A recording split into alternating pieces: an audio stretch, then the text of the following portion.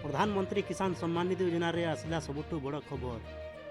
ये प्रधानमंत्री किसान सम्मान निधि योजना रे 2,000 टंका आसवाक जाऊँगी। एवं देखा गले फेब्रुआरी 26 रे 13तम किस्त टंका किसान योजना चाषी अकाउंट को आसवाक जाऊँगी। पीएम किसान सम्मान निधि योजना रे 4 वर्ष आगर लाभ उठाउछंती चाषी।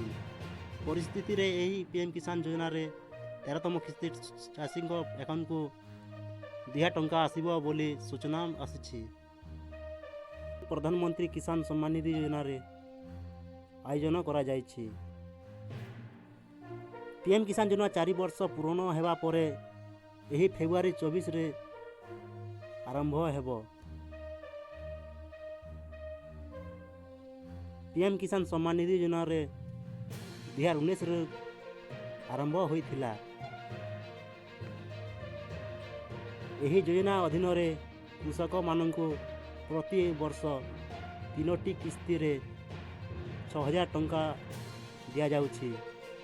तेबे वर्तमान सुधा 12 किस्ती टंका अकाउंट को आसी सारिलानी।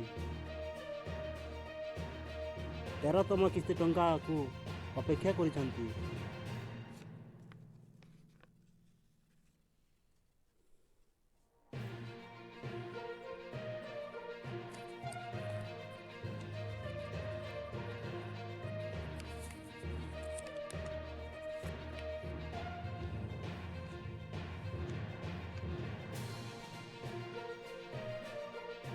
किंतु 13तम किस्ती को अधिक समय लगुच। प्रकृत में सरकार पीएम किसान नकली हिताधिकारी संपर्क में सूचना पाई से इक्वासी को बाध्यतामूलक करथिले।